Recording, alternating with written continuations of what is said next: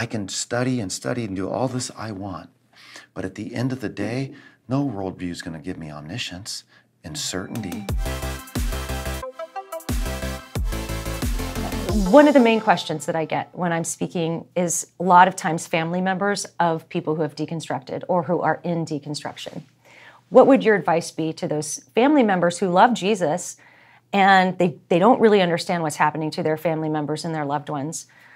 What would your advice to them be? You know, if I could even just answer that question, even before I do say just something else as it relates to the faith like a child, it was because I had to end my quest with omniscience, the temptation to think that I could ever find all the satisfactory answers anyway, and to realize that doubt's not a Christian problem, it's a human problem.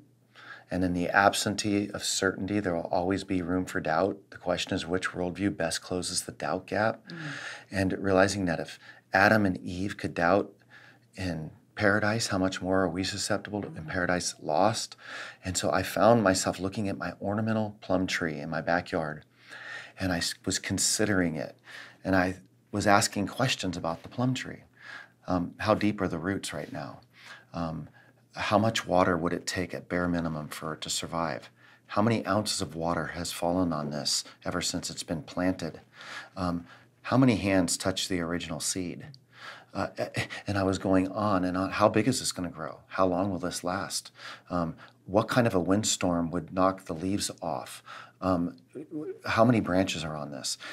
So I was tweaking, right? And you know what? I came to this moment where it was just like, I can't even plumb the depths of my ornamental plum tree.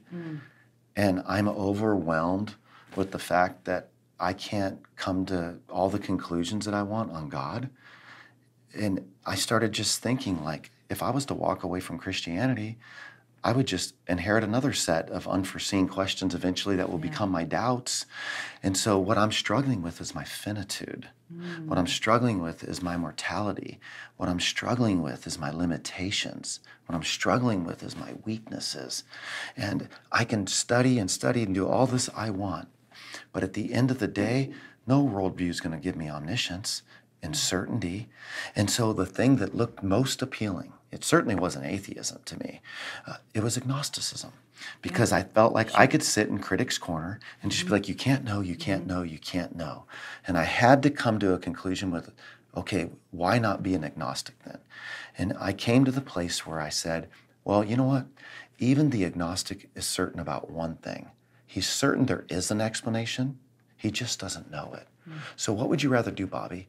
Would you rather give yourself to the best explanation, or just sit in critics' corner and say you can never know what that explanation is? Because that person believes there's an explanation, they just remain skeptical. And I just, like a child, said, I'm going to give myself to the best explanation. It's Christianity. It's the resurrection. It's you.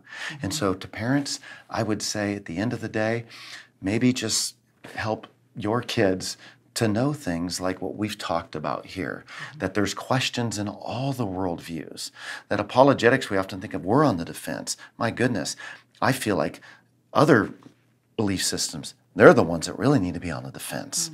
I would say that we're living in a time, because of social media and these kids are being put into algorithms, that maybe helping them to be aware of the messages that are feeding them, because they're liking things and they're being fed information that is reinforcing a narrative for them.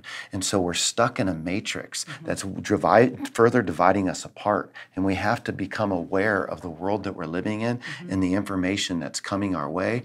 And as moms and dads, help them recognize the influences in their life and how it's paying attention, so they can come out and take a bigger picture of the objective world. That's good. That's very good.